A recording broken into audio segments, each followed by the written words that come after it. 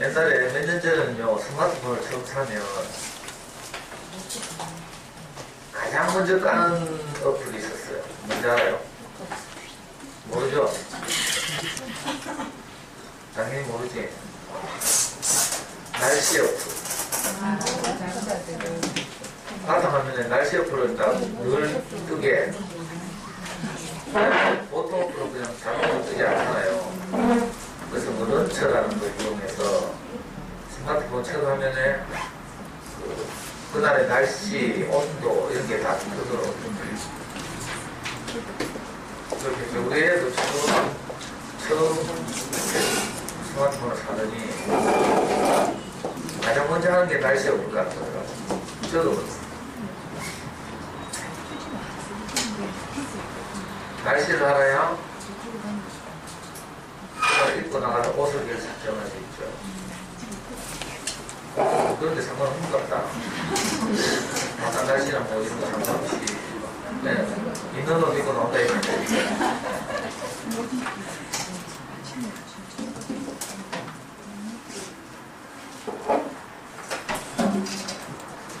그럼 너무 쉽잖아요. 어제처럼.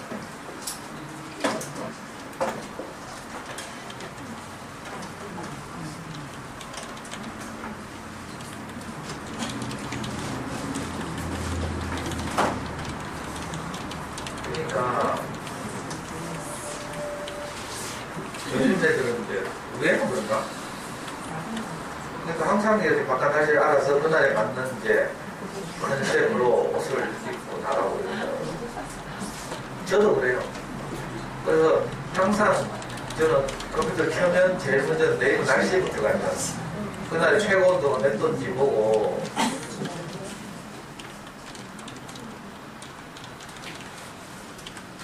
그렇지 않으면 이렇게 굉장히 불편하거든요. 왜 그런가 하면요, 이 땅의 사정은 날씨는 하늘이 결정하는 거죠. 그러니까 이걸 이제 그런 쪽으로 말하면 땅의 사정은 하늘이 결정하는 거예요. 무슨 말인가 하면 우리는 항상 이 나를 들여다보고 있죠. 나는 왜 이럴까? 애 키우면서 한 번씩 잡고 나면 막 자책하고 막 한탄하고 연민하고 막 나는 왜 이럴까? 미친년 같아. 누가 나올까? 맨날 이거 무슨 말인가요? 땅만 쳐다보고 있는 거죠. 사람은 땅인데 나는 왜 이럴까? 이건 땅만 쳐다보고 있는 거예요. 왜 그런가 하면 하늘의 사정이 내게 영향을 미쳐서 그렇죠. 그러니까 하늘에 먹구름이 끼면 제 아무리 땅이 뭐 잘난 땅이라도 소용없어요. 하늘에서 비가 오면 그 비를 피할 땅은 아무도 없어요. 그렇죠? 그러니까 우리 사정은요, 내게 달린 게 아니라, 근데 내가 나를 들여다보고 연민하고 막 한탄하고 이러고 있어봐야 소용없어요. 저는 이 사실을 알고 난 후로 내 자신으로부터 해방됐어요. 그전에는 나는 왜 이렇게 의지가 약할까? 근데 의지 안 약하거든요. 우리 담배를 이틀 만에 결심에 끊은 사람이야. 중고등학교를 안 다니고 검정고 공장에 다니면서 검정고시를 했잖아요. 그 의지가 약하겠어요? 근데 주변에서 보고 니는 왜 그렇게 도박을 못 끊냐? 내가 생각해도 내가 미친놈이지. 이걸 중독이라 하대하고 막. 저는 항상 내 사정, 나는 성격이 왜 이럴까? 저는 4시간 딱 지나면요, 갑자기 위가 급격하게 반응을 해요. 서서히 배고픔을 느끼는 게 아니라 한 4시간 후에부터 툭 떨어지는 거죠. 그러니까 바로 내가 밥도 하는데 밥 안 주면 짜증이 확. 이거 우리 와이프한테 그런 게 아니라 내 남의 집에 가도 저하고 친한 엄마들 집에 가면 예를 들면 겸이네 집에 가잖아요. 내가 밥도 하면 그냥 밥 퍼주면 되는데 거기 뭐 또 선생님 왔다고 뭐 국 끓이고 막 익하고 있어. 내가 밥도 할 때는 배가 고픈 게 이제 다 쓰죠. 근데 일단 밥 퍼주고 내가 뭐 반찬 더 소리 아니거든요. 밥도 그러니까 어떻게 보면 난 사이코는 사이코. 내가 나를 들여다보면 난 항상 사이코예요. 엄마도 나온 그런 거 느낄까? 근데 우리는 이 정기적으로 어떻게 반응하나 이런 사이코 같으면 정기적으로 가서 약물 치료를 하면 되는데 부정기적이죠. 파스타일 사이코. 언제 뚜껑 열려가 애 잡을지 모르잖아. 그래서 이게 정기적하기도 애매해. 그죠? 그래서 나이를 키우면서 항상 이제 나를 들여다보고 내 사정을 생각하고 나는 왜 이럴까? 항상 이렇게 생각했어. 근데 제가 어느 날 제 인생 스스로 만나고 나서 들으니까 땅은 전적으로 하늘의 사정에 달려있다는 거라. 아이고 그 말 듣고는 진짜 그렇네. 나는 전적으로 내게 영향을 미친 어떤 것들 때문에 오늘 내가 이 꼬라지로 살고 있었던 거예요. 어느 날 도박의 영이 내게 임했어.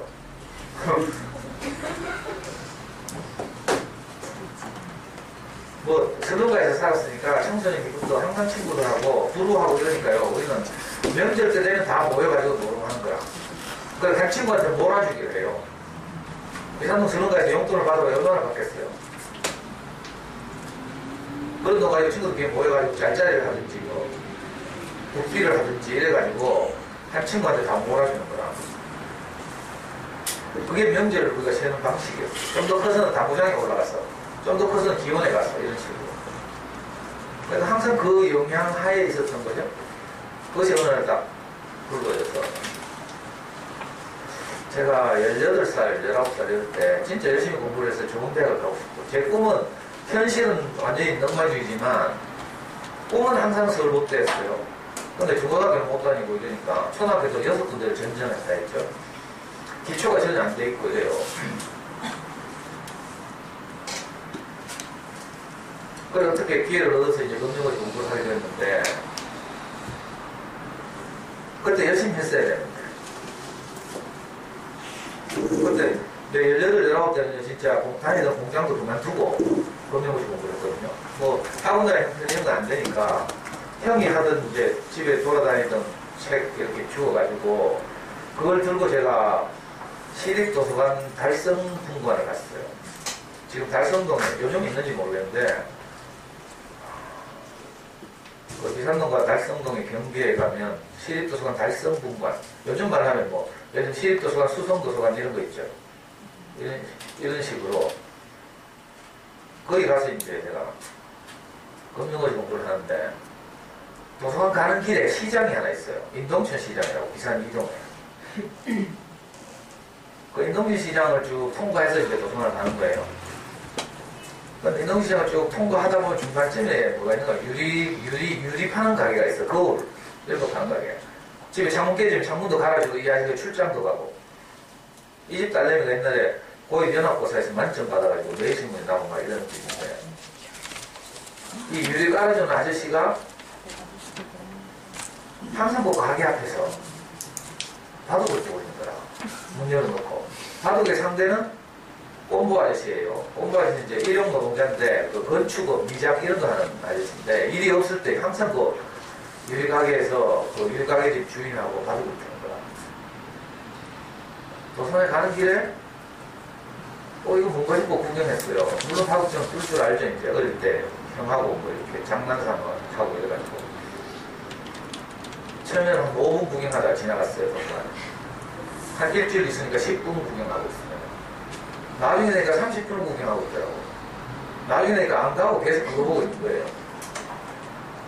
어느 날 유리가 하나 돌락해가지고 출장 간 거야. 그 주인 아저씨가. 그러니까 이 꼼보 아저씨가 상대가 자네 앉아보게. 이런 내 바로 딱 떴는데 내 생각보다 좀 푸거든? 구경도 많이 했고 이 아저씨가 이렇게 하다가 이 아저씨가 그때 한 3, 4급 정도 기원급수로 3, 4급 정도 됐는데 저보고 자네 한 8급 정도 되겠네 이렇게 하더라고요. 또 보지만 근데 내가 깜짝 놀라고 8급역 하면서 내 인생에 처음 받아본 이제 급수 추정이죠. 거기서 막 용기가 막 생겨가지고요. 그때 바둑의 영이 내게 임한 거예요. 사람은 땅이고요. 예? 어떤 가치는 하늘이죠. 그래서 사람에게는 어떤 가치 것들이 계속 영향을 미쳐요, 우리에게. 그래서 우리가 그걸 받아들이면 어떻게 돼요? 근데 그렇게 사는 거라. 근데 저는 어찌할 수 없죠. 땅이니까. 하늘에서 뭐 뿌리는 걸 그대로 받는 거죠. 사람보다 하늘이 훨씬 상위잖아요, 상위. 마찬가지로 가치가 우리 의지보다 훨씬 상위에 있죠. 그래서 그것이 내게 영향을 미쳐요. 그래가지고 제가 어떻게 된지 알아요? 나중에는 동산병원 내거리 가면 동화기원이라고 있어요. 지금도 있지 싶어. 그 아주 오래된 유명한 기원이에요. 동산병원 내거리 있는 동화기원에 올라갔잖아요. 거기서 맨날 내기바로 두고 있었어요. 19살 때. 그래 좋은 데가 못 갔지 이제. 경대도 겨우 미달로. 근데 저는 이야기했나? 입시정책의 변화 때문에 진짜 전두환 장군의 은혜로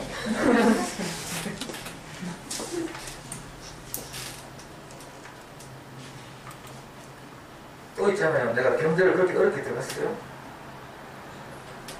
가지고 이제 고개를 들고 이래 보니까 처음 들어갔을 때는 암울해가지고 전두환이 쿠데타를 일으키고 대학생들한테 희망이 없죠. 그 캠퍼스에 군대가 진주해 있고 이랬어요. 그러니까 학생들이 다 뭐해? 절망.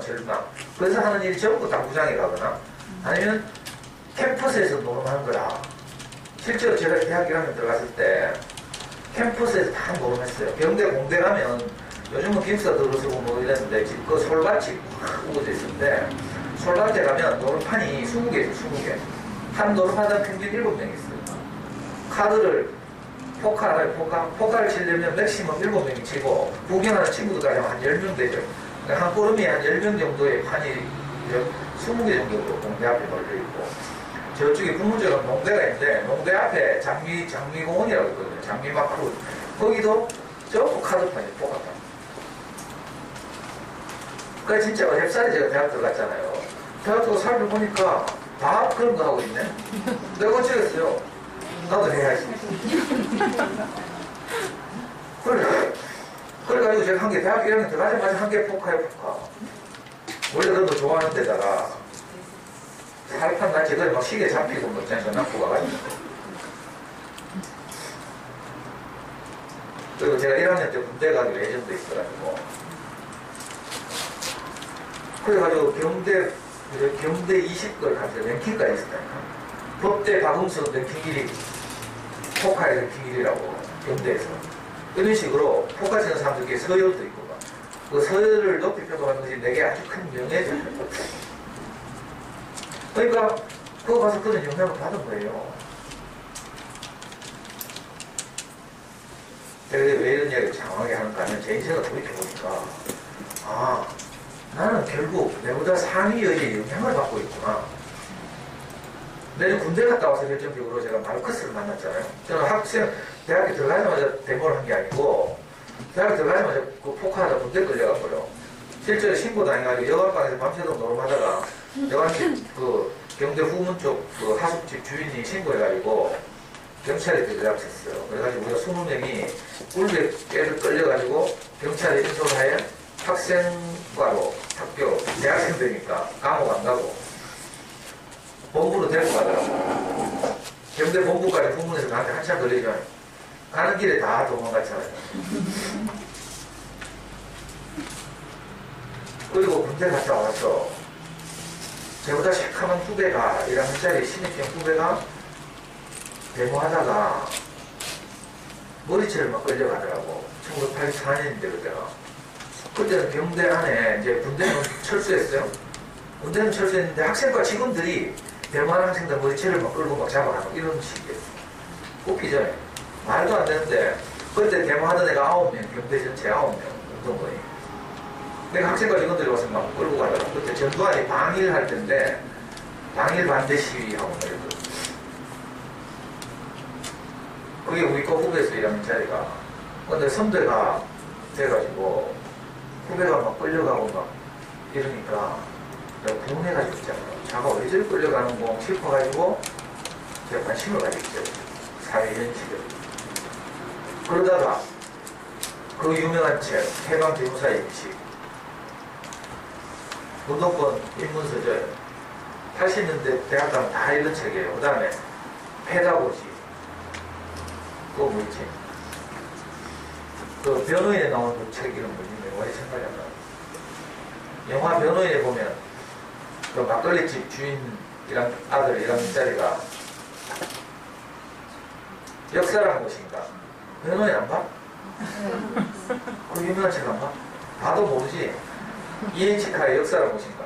그 이에치카라는 영국 작가가 쓴그 역사서인데,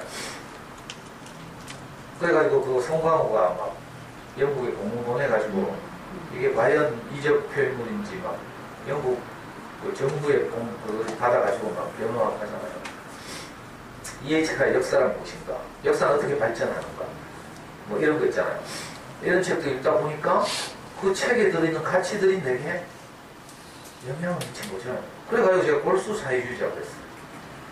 그거로 서울대생들이 불법을 번역한 레닌의 원전들, 마르크스의 원전들, 지금은 뭐 돈 주고 다 살 수 있지만, 그런 책들 가지고 이제 소위 의식화, 스터디하고 막 이러면서. 그러니까 제가 원래 빨갱이가 아니고요. 저는 대학 들어가기 전까지도 뭐 사회현실이고 후구독적 이런 개념도 없었어요. 전태일도 몰랐어요. 나중에 알고 보니까 전태일이 우리하고 아주 가까이 있었지만, 내 동생이 전태일이 다녔던 야학을 다녔거든요. 제 동생이. 우리 삼형제는 다 중학교를 못 가서 야학을 다녔어요. 검정야학, 고등공민학교라고 불렀죠. 제 동생은 그 전태일 열사가 다녔던 청옥고등공민학교. 거기 다니면서도 명고시고요. 저하고 형은 이제 다른 고등공민학교 다니고. 그러니까 제 인생을 쭉 지나고 나서 생각해보니까, 그래? 저는 땅이고 가치는 하늘이죠. 인생은, 사람은 땅이라면 가치는 하늘이죠. 상위의지. 그래서 항상 상위의지는 하위의지에게 영향을 미쳐요. 이거 뭐 마르크스의 이야기이기도 하고, 근데 마르크스도 이런 이야기를 하지만 토대와 상부죠. 이런 이야기를 하죠. 변전법 뭐 이런 거 모르죠. 너무 오래 이야기 하지 말자. 그냥 수학 공부 어떻게 잘 시키냐 이런. 근데 이것만이에요. 제 인생의 스승을 만나서 딱 그렇게 이야기하더라고. 하늘의 사정은, 땅의 사정은 전적으로 하늘에 달려있다. 내가 그 하늘 아래 있으면 그 영향을 받고 있는 거죠. 그러니까 내가 아무리 뭐 땅으로서 괴롭다, 염려하고 내가 왜 이렇게 맨날 비에 젖어야 되나 뭐 개발 소용이 없어요.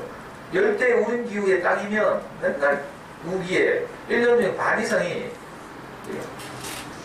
미국 서부 가면, 제가 재작년에 출장 갔을 때 포틀랜드라는 도시가 오레곤주 수도거든요. 그럼 거기 가면 1년에 반이 우기예요. 우기. 항상 안개, 비. 거기서 유명한 영화 나오잖아요. 흐르는 강물처럼. 그 큰 강들이 흐르고 있고 거기서 뭐 아버지하고 아들하고 연어 잡고 뭐 고기 잡고. 우리나라 날씨가 요즘 이상고온 현상이라고 하잖아요.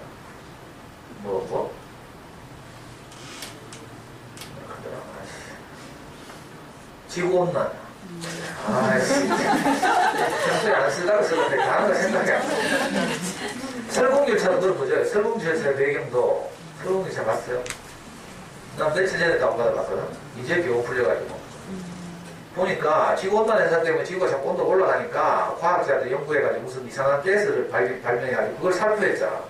근데 그 부작용으로 지구가 완전히 얼어붙은 거죠. 이걸 배경으로 설국열차가 진행되고 있어요. 그러니까 지구의 사정은 전적으로 하늘의 사정에 달려있다 이런 뜻이에요. 마찬가지로 인생의 사정은, 사람의 사정은 내게 영향을 미치는 하늘에 달려있죠. 그러니까 그 아이를 키우면서 내게서 일어난 여러 가지 정신적인 병리 현상 이런 것들이 내 문제가 아니다 이렇게 알아야 돼요. 내 문제라고 알면 이거 죽었다 깨어나도 안 돼요. 문제 해결도 안 되고 내가 욕심이 많은 거야 뭐 나는 왜 이렇게 성질이 미친년 같을까 뭐. 미친년 같으면 정신병 가든지 근데 자발적으로 정신병 가니까 안 가지. 그러니까 여러분들이 미친년이 아니고 여러분들 정상적인 땅. 근데 이 정상적인 땅에 어떤 가치가 영향을 미친 거죠. 하늘이 영향을 미친 거죠. 아니요, 괜찮습니다. 그래서 잠시 내게 어떤 현상이 일어나고 있는 거죠. 그러니까 제가 제 강의 듣는 엄마들한테 항상 하는 말이지만 절대로 자기를 자책하거나 염려하면 안 된다. 그래봐야 백날에 갈 소용없어요. 변화도 없으니까. 왜 그 수많은 휴가서를 읽고 EBS를 보고 하는데도 내게서 달라지지 않는가. 예? 내 사정은 하늘에 달려있는데 내게 영향을 미친 가치가 여전히 나를 지배하고 있는데 내가 어떻게 달라지겠어? 그러니까 그건 노력해도 안 돼요. 제가 강의를 한 다음에 제일 듣기 싫은 말이 엄마들한테 거. 물론 엄마들 좋은 말로 저한테 고마워서 하는 말이죠. 선생님 열심히 듣고 노력해 볼게요. 내 속으로 지랄하고 있다. 내 노력한다는 말 제일 싫어해요. 왜? 노력해서 될 것 같으면 저는 처절하게 해봤어요. 제가 노름을 끊으려고 우리 와이프한테 미안해가지고 혈서를 여러 번 썼다니까. 물론 뭐 도르코로 이거 조금 째가지고 막 짜내가지고 창호지 딱 잘라가지고요 무릎 꿇고 있잖아요. 여보 사랑해. 다시는 노름 안 할게. 우리 와이프 또 순진해가지고 목을 꼬기 접어가지고 막 남편의 약속이라고 막 그걸 막 애지중지 보관하고 있어요. 그래도 됩니까? 내가 노름판을 전전하고 있는데 어떻게 노름 안 해요? 기온에 맨날 올라가는데 어떻게 노름 안 하겠어요?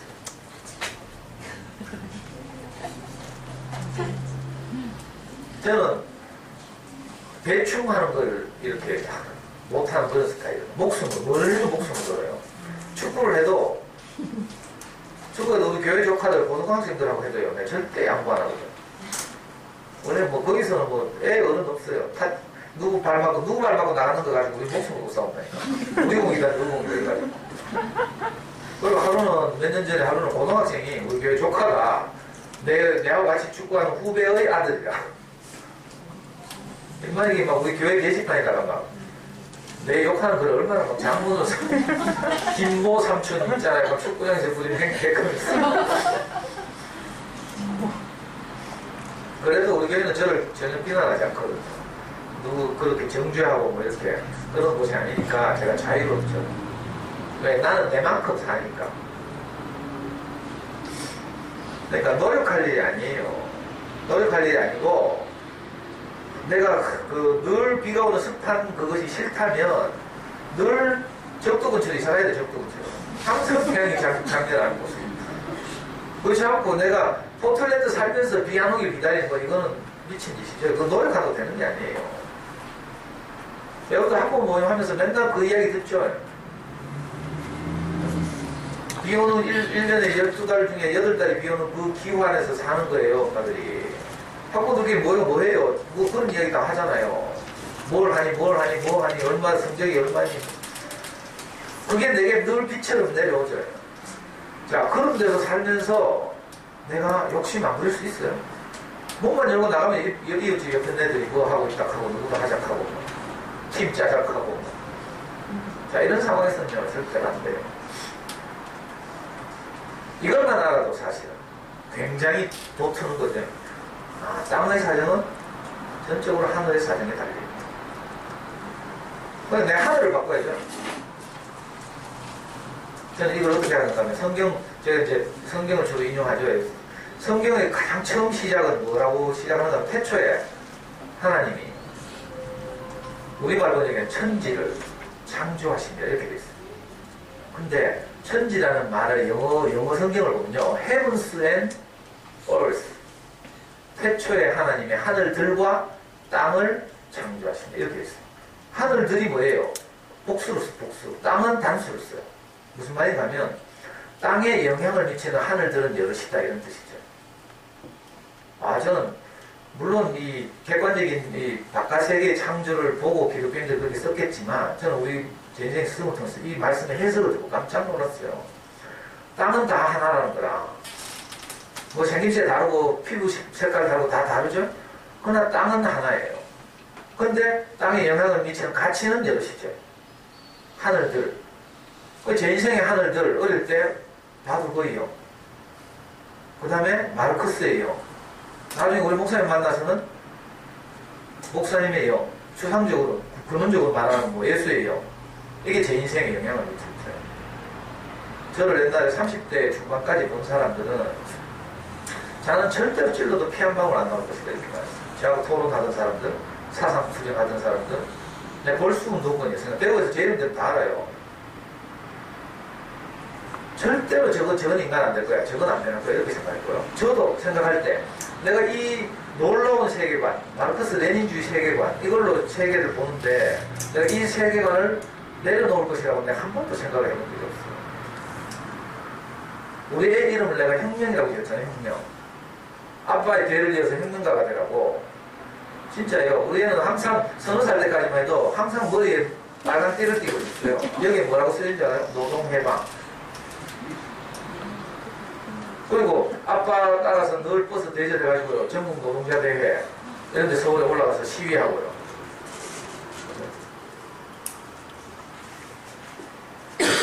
그리고 출생신 갈 때 내가 혁명이라고 지어가지고 동사무소 갔다니까. 근데 가다 생각하니까 좀 약간 그래도 이건 너무 나중에 놀린다 또 놀린다하면 어떡하지. 그래가지고 내가 거기서 명혁으로 딱 바꿨잖아.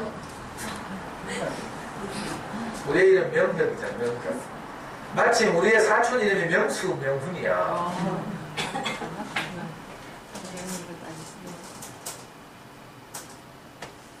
그런데 내가 골수였어요. 난 절대로 변하지 않을 줄 알았어요. 그런데 어떤 계기로 우리 마누라 도망간 사건을 통해서 제가 어쩔 수 없이 내 운동권을 은퇴하게 됐죠. 진짜 타의로. 나는 절대로 제 자의로 신 웃기는 소리 하는 거야. 저는 신은 인간의 관념이 만들어낸 것이다. 아, 이게 너무 멋있는 말이죠. 마르크스의 말. 신은 인간의 관념의 투사다. 이렇게. 이야, 지금 생각해도 참 멋있는 말이에요. 그러니까 제가 교회 다니다 이거 꿈도 못 꿀리죠. 그러던 제가 마누라로 도망가보니까 신이고 나발이고 마르크스고 나발이고 지금 당장 애가 불쌍해가지고.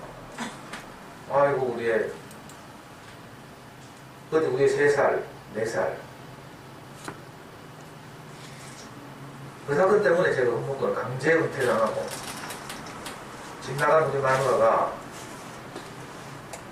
겨우 지금 제 인생의 스승을 만나서 설득당해가지고 다시 집으로 돌아왔어요. 2달 만에.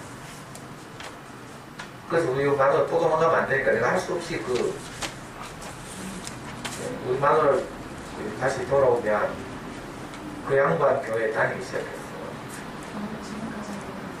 강제적인 것이었지만 제 하늘이 바뀐 거죠. 그리고 내가 어떤 말을 듣기 시작하게 됐죠. 강제로.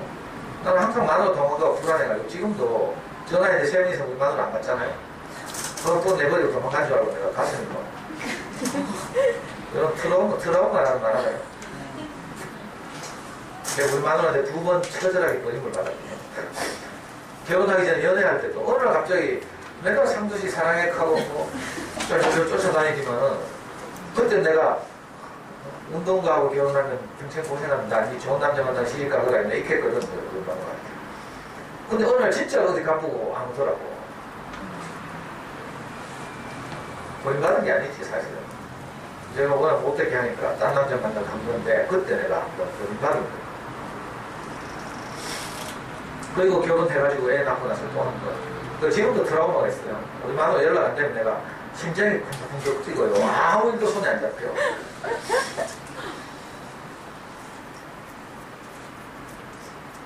그러니까 또 그런 일이 있으면 안 되니까 내가 할 수 없이 내가 지금 다니는 교회를 20년 전에 다니기 시작했다. 그리고 내가 다른 말을 듣게 된 거죠. 내 하늘이 바뀐 거예요. 그러니까 제가 바뀐 것은 사실은 하늘이 바뀐 거죠. 내가 다른 하늘 아래 갔기 때문에 오늘 제가 있는 거예요. 제가 여러분들에게 조금이라도 도움되는 이야기를 한다면 그건 제게서 나온 말이 아니라고 했죠. 제가 다른 하늘 아래 있기 때문에, 다른 가치 아래 있기 때문에 내가 정말 아이를 어떻게 하면 정말 깊이 사랑하고 내 죽기 전에 이 아이에 대해서 최선을 다해서 사랑하고 내가 죽을 때 yan이 없이 죽을까. 이런 생각을 늘 하지만 아이에 대해서 뿐만 아니라 아내에 대해서도 그렇고 내 이웃에 대해서도 그렇고 산다는 것은 사랑하는 것이다. 내 이 말을 들었어요. 나는 산다는 것은 성취하는 것이다. 이렇게 알았거든. 산다는 것은 출세하는 것이다. 명예를 획득하는 것이다. 뭐 이렇게 알았어요. 그럼 같이 아래 살았죠. 그러니까 늘 부족하고 쫓기고 내가 뭘 성취하려고 하니까 능력이 부족하고 학벌이 딸리고 내가 초등학교 때 전학을 6번만 안 다녔더라면 내 이 생각이 늘 있었다니까. 사실은 공부에 기초는 초등학교 때 다 잡히는 것인데 그놈의 초등학교 제가 6군데 다녔잖아요. 이사 다니고. 아버지 1학년 때 돌아가시고 나서 엄마가 혼자 못 키우니까 제가 대구에서 인지초등학교 입학해서 비산초등학교 분교해가지고 비산초등학교 전학 갔어요. 4학년 때. 비산초등학교 4학년 1학기를 다니다가 엄마가 이제 우리 못 키워가지고 친척집에 보냈어요. 그래서 제가 전라도에 있는 어떤 초등학교, 전라도 전주 근처에 봉동초등학교가 있어요. 전북 현대가 근거하는 곳이 전북 현대 그 근거지가 봉동이에요. 봉동읍인데. 그래서 그 최광희 감독을 보고 봉동이장이라고 해요. 별명이. 그 합숙소랑 그게 봉동이 있거든. 거기 제가 봉동초등학교 다녔고, 서울에서 비는데 마지막으로 대구 내려서 서부초등학교, 비산동에 있는 서부초등학교를 나왔어요. 그러니까 전학을 6번 다니까 공부가 되겠어요. 옛날에도 전학하면 수속을 2달씩 해야 됐어요. 요즘 온라인으로 뭐 전출, 전입 이렇게 다 한 방에 되는데 옛날에 사는 곳에 가서 퇴거 신고하고 보름 기다렸다가 예? 퇴거되면 이사 가는 곳에 또 전입 신고하고 전입 신고가 완료되면 학교 가서 전학 수습하고 이런 식으로. 그러니까 내가 성취를 목적으로 하면 내 과거가 다 원망이 돼요. 아버님은 하필 재수없이 1학년 때 돌아가셨을까? 왜 우리 집 가난해서 엄마 밑에서 못 살았을까? 뭐 이런 거 있죠. 그래서 제 인생이 항상 원망이었죠.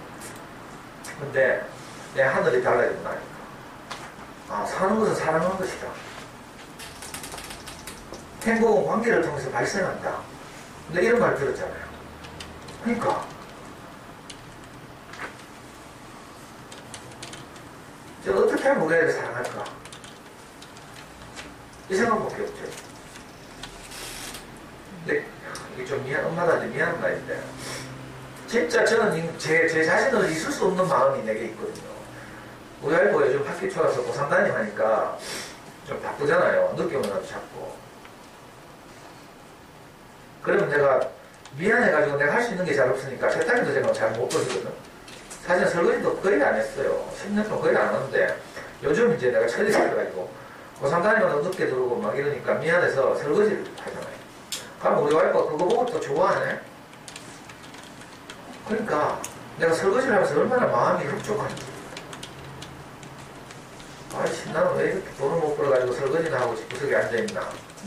이렇게 생각하는 것도 하고, 야, 내가 할 수 있는 게 별로 없는데 이것이라도 해서 아내를 도울 수 있어서 참 감사하다. 같은 일을 하면서 마음이 다르죠. 근데 설거지를 하면서 내가 이렇게라도 쓰인다는 게 너무 고맙더라고. 물론 안 하던 설거지 하니까 가슴이 좀 뻑뻑하더라고. 이렇게 상체를 숙이고 설거지 하잖아요. 우리는 또 성격이 깔끔해가지고 설거지 하면 대충 못해. 주변을 다 또 정리해야 되거든. 그게 제가 옛날에 진짜 저밖에 몰랐잖아요. 우리 와이프는 지금 생각해도 끔찍하거든. 엊그제 카더라. 엊그제 어디서 도박단이 근거됐다고 TV 뉴스에 나오대. 그러니까 우리 와이프가 그거 보면서 하는 말이 내가 옛날에 뉴스 나올 때마다 당신 이름 나올까봐 내가 얼마나 떨었는지 모르겠어. 왜 그때는 맨날 나가지고 그렇게하지만 뭐 떨기는 왜 떠놓고 잡혀가면 좋지 하면서. 진짜 우리 와이프가 그랬거든요. 아 근데 제가 20년 흘러가지고 보세요. 지금 강의한 지 11년째. 어떤 엄마들이 말 하잖아요. 선생님, 그거 너무, 어떤 엄마들이 아직도 기억한다. 선생님, 이 맑은 눈을 가진 선생님이 어떻게 옛날에 그 노동했다는 게 믿으시지 않죠? 선생님 너무 아까우니까 그 사모님 도망갔다는 이야기는 이제 강의할 때 하지 마세요. 제 체면 깎일까봐. 그런 엄마들 됐어요.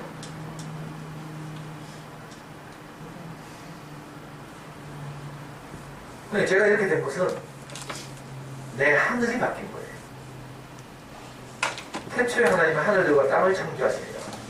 이 말이 그냥 일반적인 기독교인들 사이에서는 아 세상은 하나님이 창조한 거 이렇게만 받아들이죠. 저는 그렇게 안 받아들여요. 세상이 어떻게 창조됐는지에 대해서는 나는 모른다. 이게 내 고백이에요. 나는 본 적이 없다. 이게 내 분명한 지금까지 인식이죠. 물론 뭐 빅뱅이니 뭐 진화니 단백질 설이니 뭐 있죠. 뭐 팽창 설이니 이런 거 있지만 그 과학적인 주장도 거의 다 가설이고 그 기독교인들이 말하는 뭐 하나님이 창조했을 것이다. 이건 요술에 가깝고 미안한 말이지만 그래서 그건 제가 잘 못 믿어요. 그런데 태초에 하나님이 하늘들과 땅을 창조하셨구나. 이 말은 내가 알았습니다. 이 말은 무슨 말이냐. 모든 것은 시작이 있다. 이런 뜻이에요. 태초라는 말이 기원, 시작 이런 뜻이거든요. 창세기란 말은 영어로 제네시스예요. 현대자동차, 고급세단 제네시스. 제네시스란 말의 뜻이 뭐냐. 기원 또는 시작 이런 뜻이에요. 모든 것에 시작이 있다 이 말이죠. 하늘들이나 땅이나 저절로 있었던 것이 아니고 시작되어서 있는 것이다 이런 뜻이에요. 자, 우리 인생을 봅시다. 여러분들의 인생은 저절로 있습니까? 시작되었습니까? 대답하는 거예요. 저절로 있어요? 시작되었죠. 여러분들은 크게 둘로 나눕시다. 여러분들 육체 누가 시작했죠? 부모님 맞죠? 물론 소급대 들어가면 부모님은 또 부모님이, 부모님의 부모님이, 부모님의 부모님의 부모님이. 그래서 계속 소급이 올라가면 이거 잘 너무 어렵죠. 길게 말하기 어렵잖아. 그럼 뭐라고 말해요? 하나님이 시작하셨구나. 이렇게 나와. 뭐 어렵게 생각도 없어요. 자, 육체는 어쨌든 시작된 거죠. 내 스스로 있는 게 아니고요. 부모님에 의해서 시작된 존재. 그렇다면 여러분들 머릿속에 들어있는 것. 우리 육체만 있는 게 아니고 정신도 있죠. 여러분들 머릿속에 들어있는 수많은 복잡다단한 가치들 시작된 거예요. 여러분들이 날 때 가지고 태어났어요. 솔직히 말해보라니까. 여러분들 처음 태어날 때 아무 개념 없었죠. 아무 뭐 없었어요. 그죠? 그냥 살아있는 뇌를 가지고 태어났어요. 그죠? 거기에 무엇이 들어가니까 어떤 가치가 들어가서 오늘 우리가 이런 가치관을 가지게 된 거죠. 이걸 알아야 돼요. 그러니까 지금 여러분들 안에 있는 어떤 것도 사실은 원래 내 것이 아니다. 가지고 태어난 게 아니에요. 여러분들이 그 중요하게 생각하는 자존심 이것도요 원래 있던 게 아니에요. 그 여식이죠. 그 여식. 그러니까 자 범위를 좁혀서 우리 아이를 키우면서 잘 안 되잖아요. 대부분 엄마들 보니까 내가 이렇게 개인적으로 만나보니까 다 이쁘고 지적이고 이런데 들어보면 있잖아요. 다 애하고 사는 거 보면 완전히 막 미친년이더라. 난 내가 그런 줄 알았어.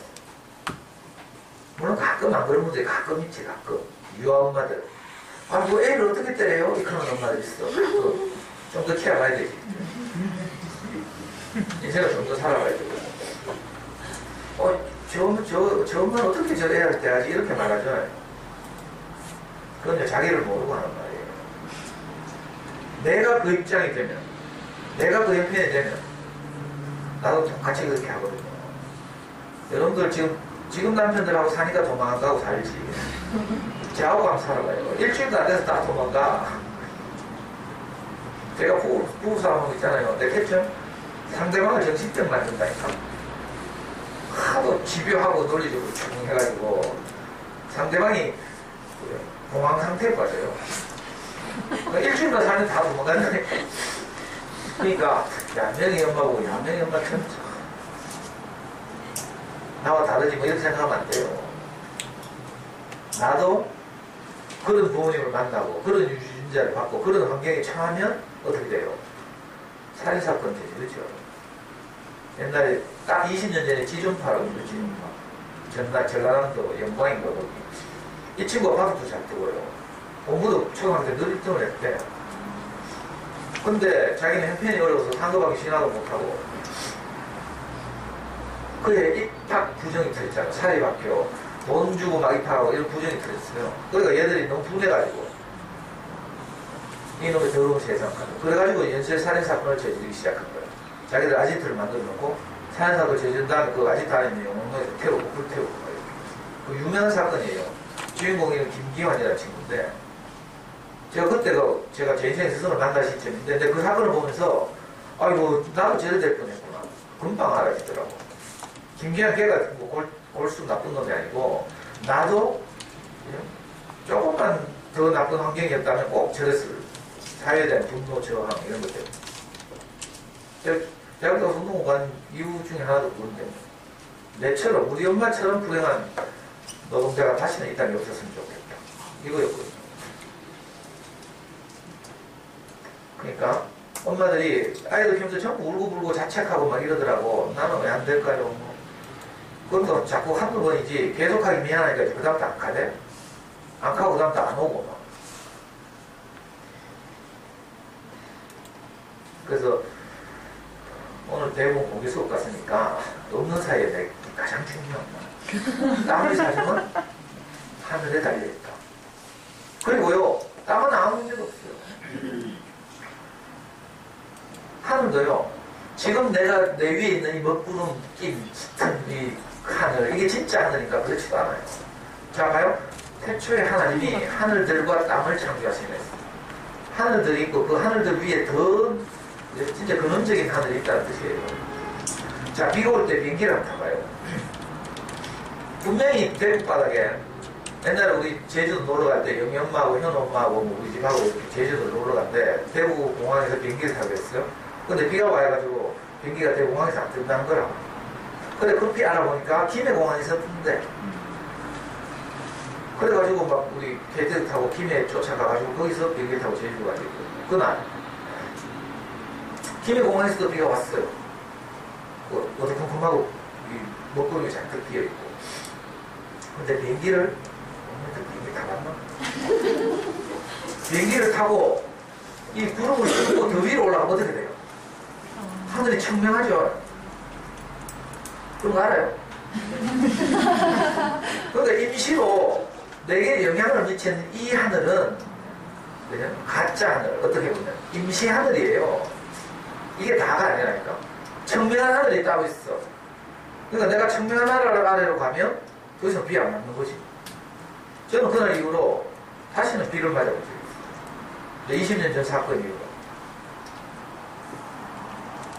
그러니까 엄마들이 자책하지 마시라고.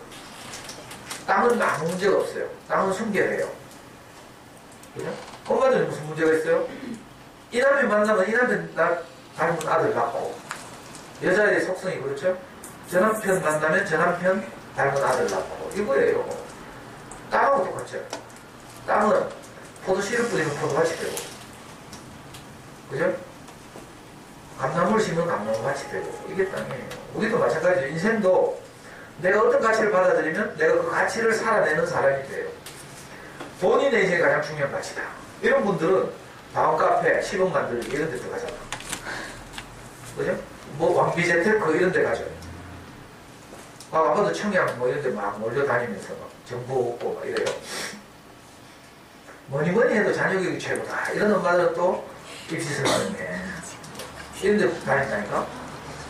아파트 뭐 분양 이런 데 안 가고 서울에서 누가 온다 하더라 하면 그거 막 가고. 그러니까 내가 두고 있는 내 위의 하늘이 내게 영향을 미치는 거죠. 이 하늘이 딱 달라지면 또 내가 다른 인생을 살아요. 아무 문제도 없어요. 그러니까 여러분들 자책하지 마시고 자책하지 말고 다른 말을 들으면 돼요. 하늘이라는 것은 결국 가치인데 이 가치는 말을 통해서 언어를 통해서 우리에게 전달되죠. 연습곡을 보잖아요. 연습곡 안에서도 어떤 메시지가 우리에게 전달돼요. 드라마 이런 거 보면 스포츠 이런 것도 그렇죠. 프로야구 우리나라에서 왜 생겼게요? 전두환 정부 때 생겼잖아요. 네. 국민들을 관심을 딴 데 돌리는 거죠. 정치 뭐 이런 데 대한 관심을 스포츠 이런 데 돌리는 거죠. 그래서 우민화 정책 이렇게 불렀어요. 그러니까 자녀교육의 영역에서도 우리는 아무 문제도 없다. 내게 어떤 것이 영향을 미쳐서 내가 이렇게 불안해하고 이런 거죠. 하나도 안 불안한 사람도 있어요. 내가 왜 자꾸 조금 이런 것도 아니야. 내가 사이코라서 그런 게 아니야. 짙은 먹구름이 내게 드리어져 있어. 먹구름이 정말 짙어봐야 앞에 진짜 캄캄하다니까. 밤 같죠, 밤. 진짜 짙은 먹구름.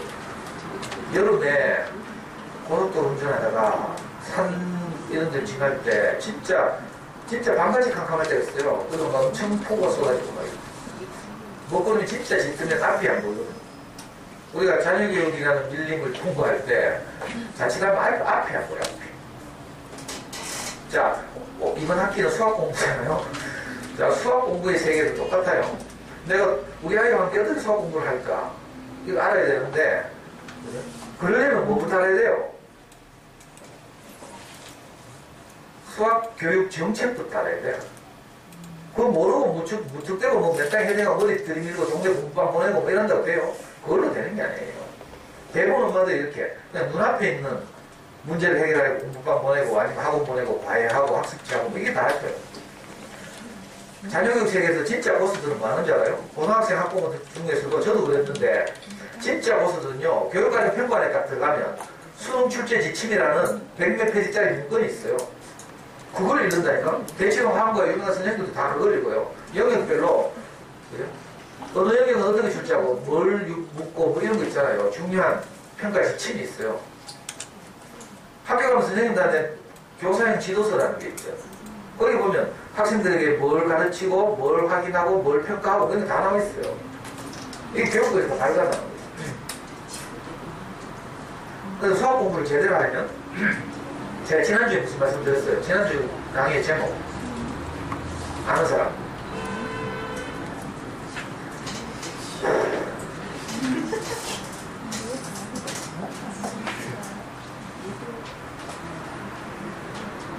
제가 지난주에는 수학 공부의 목표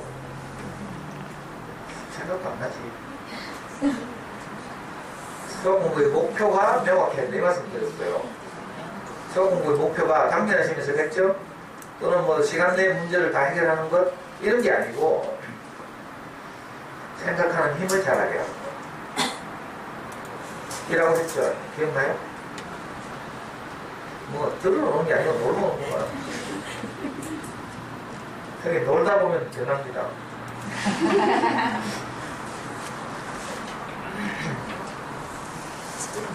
지금 이제 우리 아이들이 학교에서 받고 있는 수학 교육은요, 우리 해방 이후로 정부 수립 이후로 7번에 걸쳐서 교육과정이 개정돼가지고 지금 7차 교육과정 하에 있어요. 그러니까 우리 아이들이 가지고 있는 교과서들은 7차 교육과정 교과서죠. 자, 근데 이번 7차 교육과정은 좀 오래 가요. 전에는 막 정권 바뀔 때마다 교육과정을 바꾸고 막 이랬는데 이번에 비교적 안정적으로 가고 있어요. 그렇지만 이 교육과정이 너무 오래 지속되다 보니까 좀 보완할 필요가 있고 이렇죠. 그래서 2009년도에 이 7차 교육과정을 조금 개정했어요. 이걸 보고 그 개정교육과정 이렇게 보죠. 7차 교육과정 중에 개정교육과정 2009년도에 약간 개정했고 2012년도에 지금 제가 보여드리고 있는 이것이 2012년 1월달에 수학교육 선진화 방안이라고 해서 그 7차 개정교육과정에 입각해서 우리나라 수학교육을 어떤 식으로 이끌어갈 것이다 하는 것을 발표한 정부의 정책이에요. 자, 이 정책에 입각해서 지금 초등학교 1, 2, 3, 4학년의 교과서가 바뀌었고 2015학년도 내년에는 5, 6학년의 교과서가 바뀌게 되죠. 그러니까 제가 하늘의 사정 이야기하는데 이야기하려고 인생의 문제도 하늘에 달려있고요. 땅의 문제가 하늘의 날씨에 달려있는 것처럼 자, 공부도 마찬가지로 도대체 평가하려는 사람들이 그죠? 우리 아이들을 앞으로 사용할 사람들이 도대체 어떤 기준을 가지고 대학 보내려면 어떻게 해야 돼요? 그 대학의 입시요강 이걸 알아야 돼요. 입시요강의 변화 이걸 예민하게 따라가야 돼요. 그제 2015학년도 수능 방침이 발표됐어요. 뉴스 봤어요? 자, 그래도 고등학생이나 뭐 중학생 학부모 있으면 이거 좀 볼 텐데 올해 수능의 특징은 작년에 처음으로 실시했던 영어의 수준별 시험을 폐지하는 거죠. 영어를 가형과 나형으로 했다가 폐지했어요. 폐지하고 어떻게 하냐고요? 난이도를 아주 쉽게 조절합니다.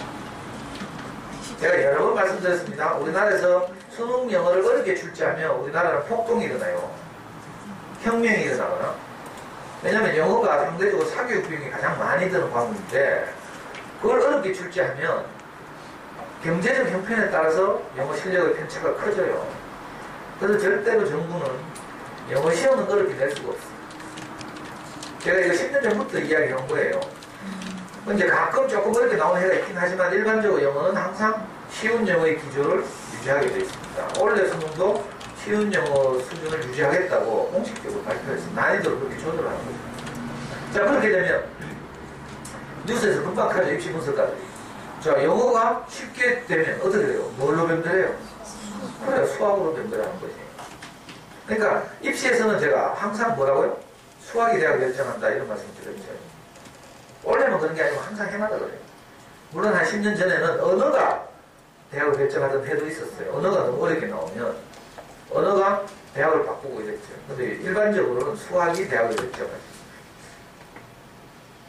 그렇다고 지금 초딩들이 뭐 벌써부터 뭐 대학 갈 수학 걱정할 것은 아니지만 이 문제의식, 교육부의 문제의식을 잘 이해하고 아, 내가 그럼 우리 아이를 집에서 키울 때 어떻게 키워야 앞으로 이 아이가 10년 후에 입시를 치르거나 사회를 진출하거나 할 거 아니에요. 교육부의 문제의식은 이거예요. 너무 작아서 보이나 모르겠네요. 보여요? 안 보여요.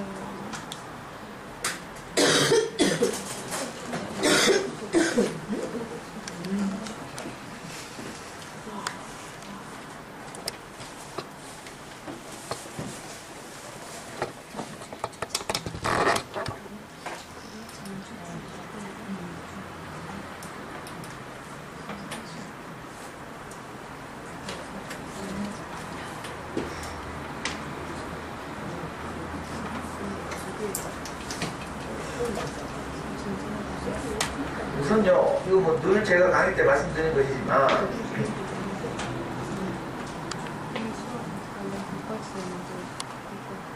읽어봐요. 뭐 읽으면 다 이해하겠죠. 아주 중요한 과목이긴 한데, 한편, 너무 입시에 치우치다 보니까, 당연한 성적에 치우치다 보니까 전반적으로 우리나라 아이들의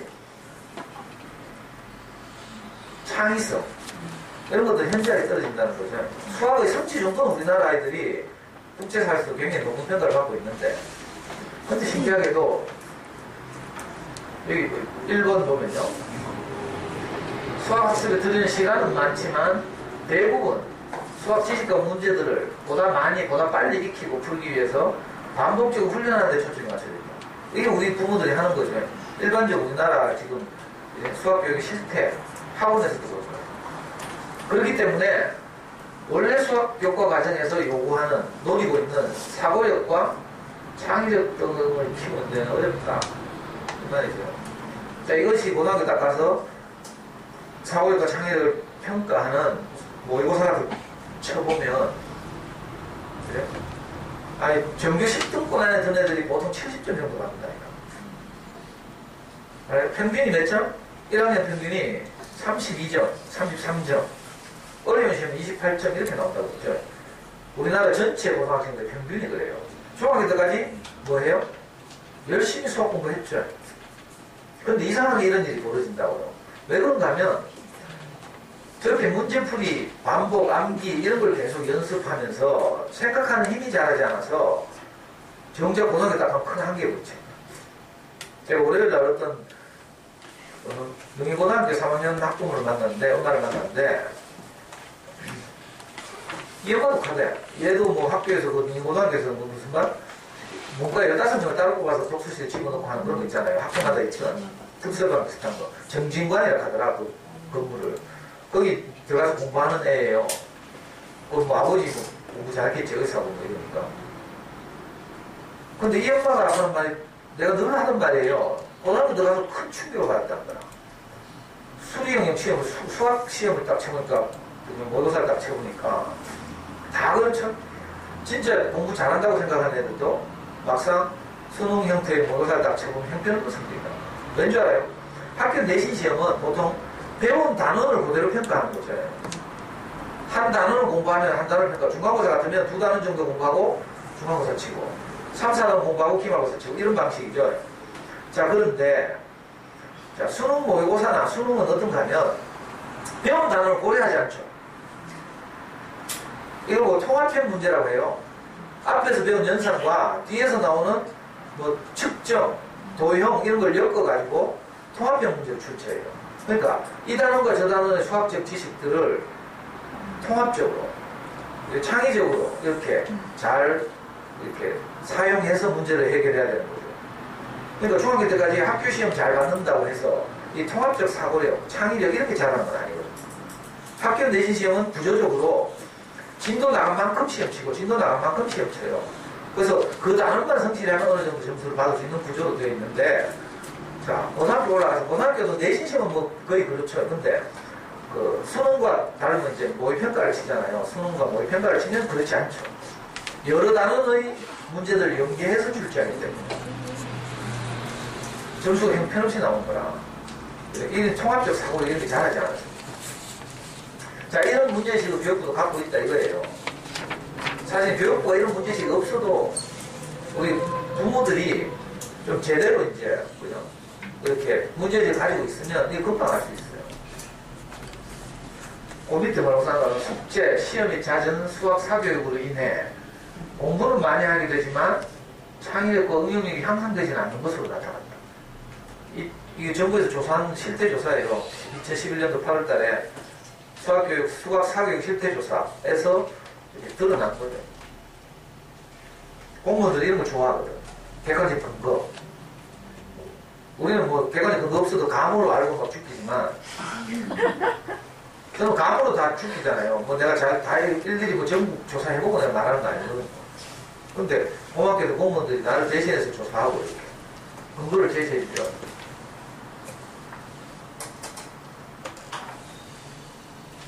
자, 두 번째가 이제 앞으로 수학교육 방향을 잘 나타내주죠. 보면 공식을 익히고 문제를 푸는 과목이라는 인식을 많이 갖고 있죠, 수학이. 그러다 보니까 뭘 못 안 해요? 체험, 탐구, 실생활 연계 이런 제대로 된 수학교육이 안 되고 있다는 거라. 저는 옛날에 오늘 이번 학기 텍스트 삼는 생명을 살리는 수학 이걸 옛날에 배영수 교수의 책을 내가 2000년대 초반에 읽고 나서 이 문제를 딱 금방 인식했어요. 그리고 제가 10년 전부터 우리 호실치 오신 분들이 항상 강조한 게 있죠. 해마다 뭘 하라고요? 수학 체험장 꼭 가라고 했죠. 그래서 제가 실제로 제가 잠수님 활동할 때는 늘 해마다 아이들 데리고 수학 체험장을 다녔어요. 집에서 하는 뭐 놀이 과목을 하는 건 당연히 해야 하고 수학이 뭔지를 직관적으로 깨닫게 하려면 수학 체험장 딱 가보면 금방 알 수 있어요. 근데 지금 교과서도 체험, 탐구 수학 체험장 옛날에 전국 대학을 돌아다니면서 했죠. 그때 저는 전라도 광주에서 하는 수학 체험장도 위에 차 태워가지고 내가 88 올림픽 고속도로 타고 막 목숨 걸고 다니죠. 근데 잠수에서 유명한 어떤 분은 제주도 엄마인데 제주도에서 비행기 타고 오더라고. 수학 체험장 2시간, 3시간 하려고. 보통 영성이 아니죠. 그 대구에서는 여기 창원, 부산대학교에서도 2번인가 했고요. 창원대학에서도 몇 번 했고. 요즘은 이제 이게 대학을 잘 돌아다니지 않고, 지금 경기도 남양주에 가면 수학문화원이라고 있죠. 이 수학체험장을 주최하던 수학사랑이라는 그 사단법인이 있어요. 중고등학교 수학교사들 모임인데, 여기서 경기도 남양주에 있는 어떤 폐교를 인수해가지고, 거기다가 수학체험장 그 교구들을 다 전시해 놓고 있어요. 그리고 상설적으로 운영하죠. 그리고 학교나 이런 데서 어디 초청하면 이제 그걸 들고 와서 프레젠테이션 하고 이런 것도 하고 방문한 사람들에게도 또 하고 그러니까 나중에 말씀드리겠지만 우리 아이들 어릴 때일수록 이렇게 체험하는 수학 활동 이런 걸 많이 해야 되죠. 근데 이런 걸 거의 안 했다는 거라. 개인적으로 저 같은 별난 학부모들이나 이런 걸 하러 다니고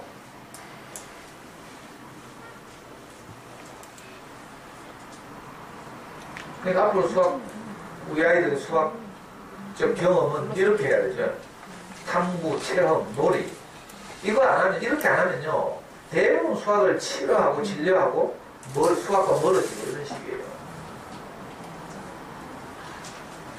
공식과 문제 위주, 교과서 칠판과 분필 위주, 종이와 연필 위주, 선다형 단답형 평가 이런 것들을 지향한다는 거라.